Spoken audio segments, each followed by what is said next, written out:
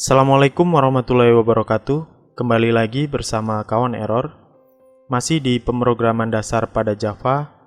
Di video ke-11 kali ini kita akan membahas tentang percabangan pada Java. Untuk melakukan tindakan yang berbeda, untuk keputusan yang berbeda, dapat digunakan operator percabangan if-else. Java memiliki pernyataan bersyarat, yaitu pernyataan untuk percabangan ya. Dalam hal ini adalah pernyataan dengan menggunakan keyword if-else. Nah, untuk syarat-syarat tersebut adalah sebagai berikut, yaitu yang pertama, gunakan if untuk menentukan blok kode yang akan dieksekusi, jika kondisi yang ditentukan bernilai benar.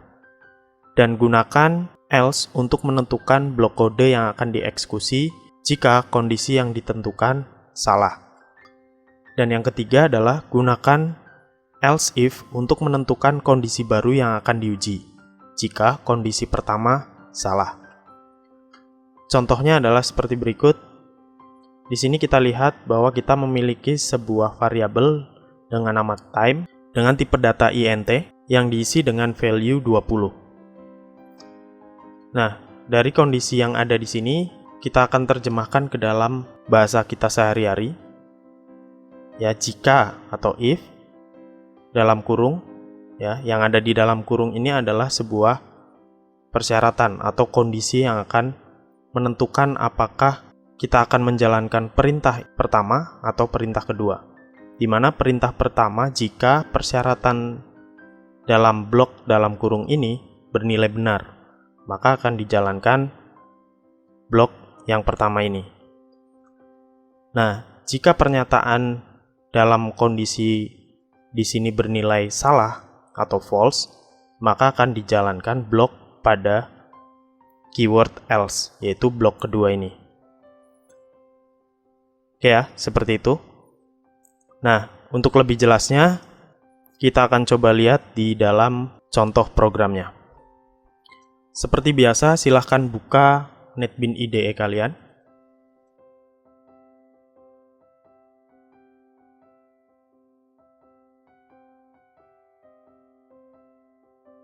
Oke, jika sudah terbuka seperti ini, untuk start page-nya kita close saja. Dan untuk project sebelumnya, jika ada yang terbuka, seperti ini ya, kita close saja dulu. Kita klik kanan di dalam project-nya, kemudian pilih close. Oke, sekarang project-nya sudah kosong, kita buat sebuah project baru untuk pembahasan kita kali ini. Ya, klik icon new project ini atau boleh ke file new project. Kemudian pilih Java application, kemudian pilih next. Dan untuk nama project-nya kita kasih nama percabangan. Seperti ini. Kemudian klik finish. Nah, seperti biasa kita sudah secara otomatis dibuatkan sebuah kelas dengan nama percabangan. Ya, seperti pada pembahasan sebelum-sebelumnya, kita akan tulis kode kita di dalam metode public static void main ini. Oke, yang pertama kita akan lakukan adalah kita buat sebuah variabel. Ya, kita buat variabel dengan tipe int atau integer. Kemudian kita kasih nama time. Ya, diisi dengan value 20. Seperti ini. Kemudian di bawahnya kita buat sebuah blok percabangan. Dalam contoh percabangan kali ini, kita akan coba membuat sebuah percabangan dengan logika seperti ini ya. Jika time atau waktu sama dengan 20, maka kita akan tampilkan teks dengan tulisan waktu yang terlewati adalah 20. Kemudian, selain daripada itu, jika salah, maka akan kita tulis waktu yang dilalui tidak sama dengan 20. Oke ya, seperti itu. Berarti untuk menerjemahkannya ke dalam kode adalah seperti ini. Jika atau if, kemudian kondisi yang akan kita tentukan, yaitu yang pertama time, ya, variabelnya. Jika time sama dengan 20, ya, seperti ini, maka jika benar ya, di sini berarti blok jika benar ya. Kondisi untuk blok pertama yaitu dalam kurung kurawal pertama ini adalah kondisi jika bernilai true ya. Jika kondisi dalam blok ini bernilai true, maka yang dijalankan adalah ini ya. Kita akan tampilkan string ya menggunakan standard output println system out println, kemudian kita tulis stringnya di sini waktu yang dilalui sama dengan 20 seperti ini. Kemudian jika salah gimana? Jika salah kita tambahkan di sini keyword else atau selain daripada itu. Ya, berarti jika kondisinya tidak sama dengan atau kondisi time-nya tidak sama dengan 20 ya. Berarti di sini kita akan tampilkan system out println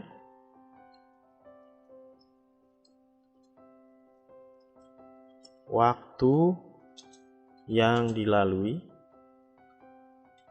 tidak sama dengan 20.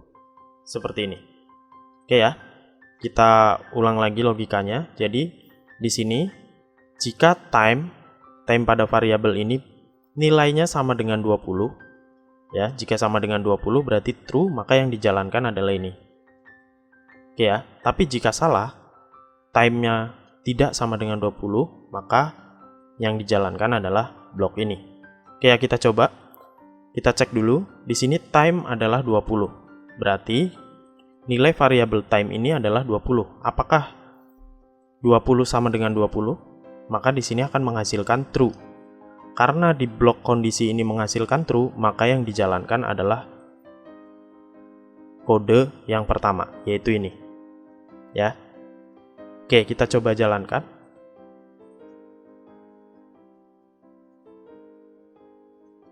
Oke, betul ya? Yang ditampilkan adalah waktu yang dilalui sama dengan 20. Ya, karena di sini time-nya bernilai 20, maka nilai 20 sama dengan 20. Nah, jika kondisinya di sini bernilai false gimana? Oke, untuk agar bernilai false kita coba di sini kita ganti jadi 30 misalkan. Oke. Nah, kalau seperti ini berarti nilai time di sini adalah 30. Apakah 30 sama dengan 20? Tentu saja false ya. Karena kondisi bernilai false, maka yang dijalankan adalah blok yang kedua ini atau yang ada di dalam keyword else. Oke ya, kita coba, kita run. Nah, seperti ini hasilnya. Ya, jadi dalam percabangan, dalam hal ini percabangan if else, bagian kondisi ini akan menentukan blok mana yang akan dijalankan. Ya, dari dua ini. Jadi fungsi dari percabangan adalah menentukan pilihan ya. Jadi kita bisa menjalankan kode sesuai dengan kondisi tertentu. Dalam hal ini adalah kondisi jika time sama dengan 20. Oke, seperti itu. Nah, di sini kalau kita perhatikan percabangannya hanya bercabangan 2 ya. Bagaimana jika kondisi yang terjadi lebih dari 2? Misalkan ada 3. Gimana? Ya, misalkan kita buat kondisi baru ya. Misalkan di sini kita komentar dulu seperti biasa di blok kemudian ctrl/. Oke, di bawahnya misalkan di sini kita buat sebuah variabel. Kita pakai variabelnya adalah string coba ya. String, kemudian di sini adalah variabelnya adalah lampu. Ya. Nah, di sini misalkan kita kasih merah. Seperti ini. Oke, saya jelaskan sebelum saya tuliskan kode selanjutnya. Jadi, di sini kita akan coba sebuah kondisi misalkan seperti di perempatan jalan ya, yaitu kondisi lampu lampu lalu lintas. Nah, di sini kondisi yang akan kita cari adalah jika lampunya berwarna merah, maka kita akan menampilkan tulisan pada layar yaitu jalan. Nah, jika lampunya berwarna kuning, maka kita akan tuliskan atau kita akan tampilkan teks bertulisan hati-hati. Nah, kemudian jika lampu berwarna merah, maka kita akan tampilkan teks bertuliskan berhenti. Oke ya. Berarti ada 3 percabangan di sini ya. Nah, untuk melakukan 3 percabangan, kita akan menggunakan blok atau keyword tambahan yaitu keyword else if. Cara penggunaannya seperti apa? Hampir sama, hanya ada penambahan keyword else if aja. Oke, kita coba langsung biar nggak bingung. Yang pertama, kondisi pertama kita cek dulu. Jika lampu, yaitu variabel lampu, sama dengan hijau. Oke ya, jika hijau berarti yang ditampilkan adalah tadi apa? Contoh kasusnya yaitu jalan ya. Berarti kita tuliskan di sini system out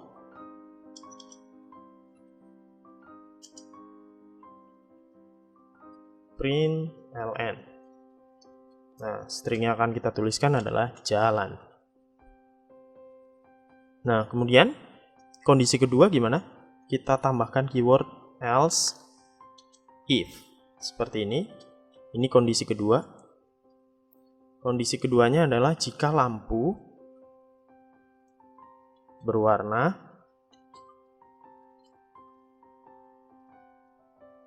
kuning, maka tulisan yang akan kita tampilkan adalah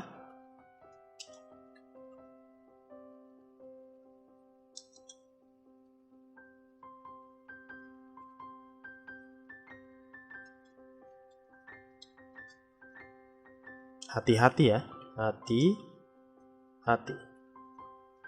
Seperti ini. Kemudian kondisi ketiga, oh ya maaf, kita nanti akan menggunakan 4 pilihan ya. Jadi pilihan terakhir adalah jika isi dari variabel lampu tidak sesuai dengan 3 kondisi ini ya. Jadi jika isi variabel lampu berisi selain hijau, kuning, dan merah. Kita tambahkan dulu di sini else. Kondisi ketiga yaitu if lampu sama dengan merah. Seperti ini. Maka yang ditampilkan adalah system out println berhenti. Oke, yang terakhir jika selain daripada itu atau else ya, berarti jika bukan hijau, kuning atau merah gitu ya. Berarti yang kita tampilkan misalkan di sini contohnya adalah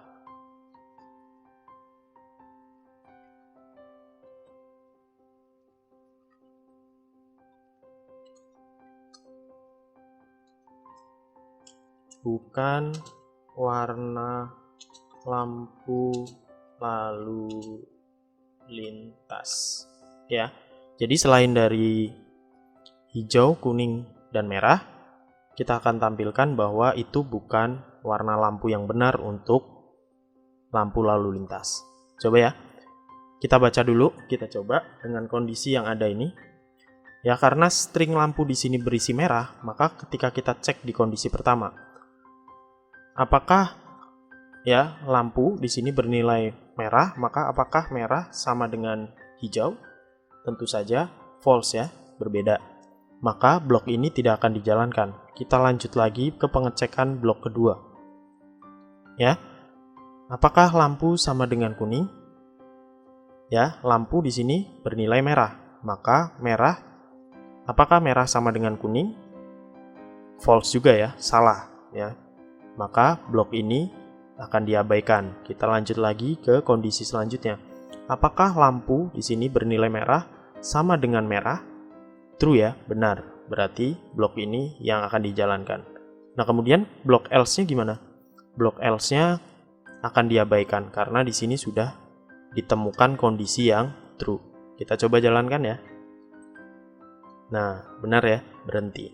Jadi seperti itu alurnya. Coba kita misalkan ganti lampunya menjadi hijau.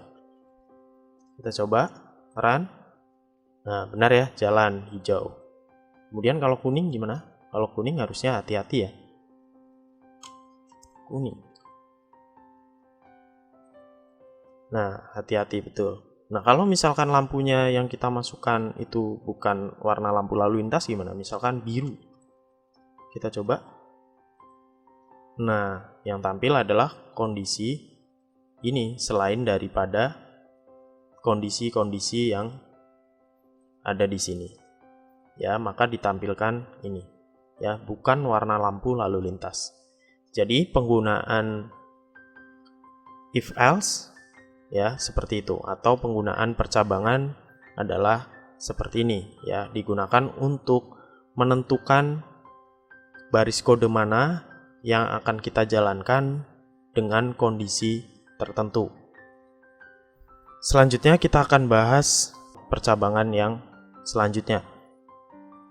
Percabangan yang selanjutnya adalah operator ternary ya, atau singkatan dari if else. Jadi kalau tadi kita menggunakan if else itu ada beberapa blok kode, kita bisa singkat dengan menggunakan ternary.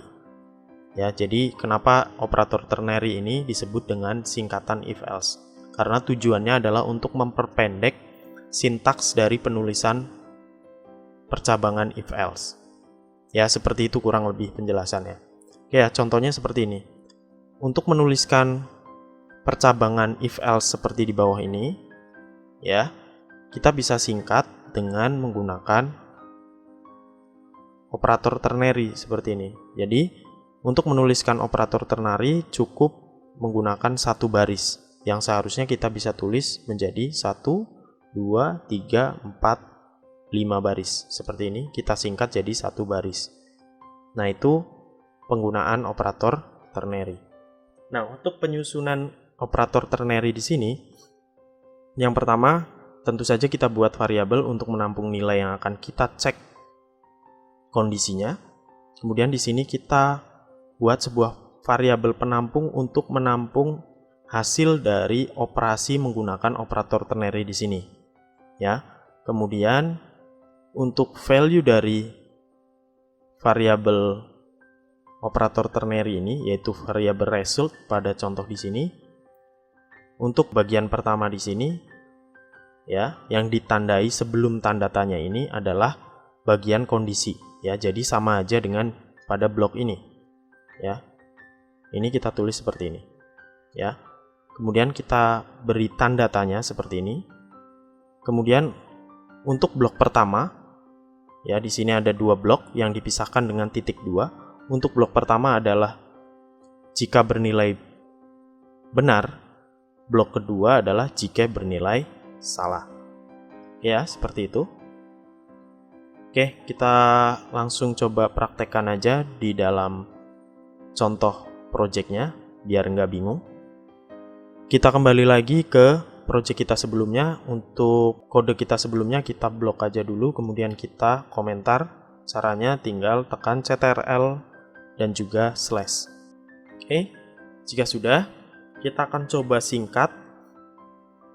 Ini ya, kode ini kita copy dulu deh. Ya, kita mungkin akan copy dulu untuk biar lebih mudah ya. Ctrl C, kemudian kita paste di sini. Oke. Ya, kemudian kita tulis di bawahnya di sini. Jadi kita akan singkat kode di atas ini biar lebih gampang ya. Oke. Sekarang yang pertama kita akan buat sebuah variabel sama ya, int, kemudian variabelnya adalah time, diisi dengan nilainya misalkan sama 30. Kemudian nah, di bagian sini kita akan tuliskan bentuk percabangan dengan menggunakan operator ternary. Yang pertama caranya adalah kita tampung dulu nilainya menggunakan sebuah variabel. Nah, di sini untuk menentukan tipe dari variabelnya adalah kita akan menentukan jika benar kita akan menampilkan apa? Datanya. Kalau misal datanya string, maka kita gunakan string. Tapi jika datanya adalah integer, ya kita gunakan integer. Dalam hal ini kita akan menggunakan string ya. Misalkan seperti ini. String. Kemudian di sini kita isi dengan hasil ya. Jadi nama variabelnya hasil. Kemudian di sini kita akan gunakan kondisinya ditandai dengan dalam kurung. Kemudian kita tulis time, yaitu kita akan cek variabelnya. Jika time sama dengan 20 seperti ini. Kemudian kita beri tanda tanya. Kemudian di blok setelah tanda tanya, ya di sini adalah kondisi jika benar. Jika benar kita akan menampilkan teks yaitu waktu yang dilalui sama dengan 20. Kemudian kondisi jika salah ditandai dengan titik 2 seperti ini. Setelah titik 2 adalah kondisi jika salah. Kita tulis waktu yang dilalui tidak sama dengan 20. Seperti ini. Terakhir kita tutup dengan titik koma. Seperti itu, kemudian tinggal kita tampilkan variabel hasilnya. System out println. Ya, di sini kita tampilkan hasil. Oke. Kita coba cek dulu kodenya. Ya, time di sini bernilai 30. Kita coba cek apakah time sama dengan 20? Time-nya adalah 30. Apakah 30 sama dengan 20? False ya. Karena false, maka kita akan jalankan atau hasil yang akan disimpan ke dalam variabel hasil adalah ini ya, waktu yang dilalui tidak sama dengan 20. Kita coba cek. Nah, betul ya, waktu yang dilalui tidak sama dengan 20. Jika kita ganti jadi 20 misalkan. Maka di sini kalau kita cek time-nya adalah 20, apakah 20 sama dengan 20? Ya, benar ya, maka hasilnya adalah true. Maka ketika kondisi bernilai true, yang dijalankan adalah baris yang pertama ini. Ya, atau kode yang pertama di sini. Oke ya, maka hasilnya adalah waktu yang dilalui sama dengan 20. Kita coba jalankan. Nah, betul seperti ini. Jadi itu pembahasan kita tentang percabangan pada Java. Ya, semoga bisa dipahami. Jika masih belum paham, silahkan diulang-ulang lagi sampai bisa dipahami. Dan jika masih kurang jelas juga, silahkan tulis saja pertanyaan kalian di kolom komentar di bawah video ini. Terima kasih atas perhatiannya. Sekian dulu video kali ini. Akhir kata dari saya, wassalamualaikum warahmatullahi wabarakatuh.